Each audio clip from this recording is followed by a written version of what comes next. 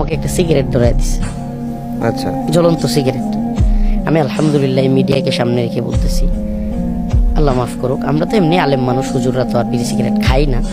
আমি ছোটবেলা থেকে কোনো দিন, আমার বন্ধু বান্ধব আছে, এলাকাবাসী আছে, যে কেউ চাইলে খবর নিতে পারে, আমি জীবনে কোনো দিন বিড়ি সিগারেট হাতে নিই নাই, বা মানে এগুলোর প্রতি আমার কেমন টানও নাই, আমার পান খাওয়ারও নেশা নাই। কিন্তু সিগারেট একটা ধরাই দিছে, দিয়া আপনার ওখানে ছবি তুলতেছে সিগারেট। আমি সিগারেট প্রথমে ফেলে দিছি, আবারও আমার হাত চাপ দিয়ে ধরে 2 আঙ্গুলের চিপাই রাখছে, আবারও ফেলে দিচ্ছি, আবারও রাখতেছে। তো এইভাবে করে করতেছে কি, তাদের অভিনয়টা হচ্ছে না।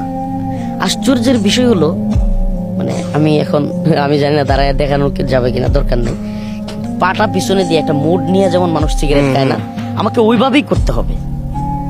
ওই মেয়েটা আমার পাশে থাকবে, আর আমি এইভাবে পাটা এইভাবে পিছনে দিয়া, এই যে এই মানে এই তুলে আর কি এরকম। না না, এটা হলো আপনার পাটা এইভাবে দেয়ালে আমি দিতে পারবো না, থাকছো এইভাবে দেয়ালের দিকে, এই পাটা দেয়ালে রাখবো, আর একটা পা নিচে থাকবে, বুঝতে পারছি। এইভাবে দাঁড়ায় দাঁড়ায় সিগারেট খাচ্ছে, ওটা তারা ছবি নেবে, ভিডিও করবে। তো এটা করতে আমার অনাগ্রহের কারণে অনেকবার শুট নিতে, মানে এটা অভিনয়ের মতো হয়ে গেছে।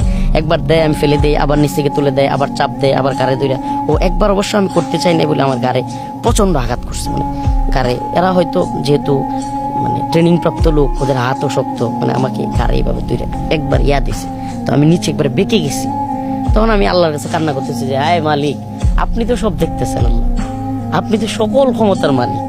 আল্লাহ বলছে, আমাকার আল্লাহ আল্লাহু খায়রুল মাকিরিন, যে দুষ্কৃতিকারীরা বা শয়তান যারা, খারাপ লোক যারা, এরা হলো চক্রান্ত করে, আর আমি আল্লাহ হইলাম উত্তম পরিকল্পনাকারী।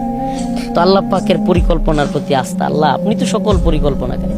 আল্লাহ এরা যে শয়তানিটা চাচ্ছে, যে ভিডিওগুলো ছাইড়া দিয়া, যে হুজুর দেখেন কত খারাপ, হ্যাঁ সরকারের বিরুদ্ধে বক্তব্য দেয়, অথচ এরা খারাপ লোক এই সমাজে, আল্লাহ আপনি তো সব জানেন, এদের এই প্রচারণাকে আপনি সব একবার শেষ করে দেন।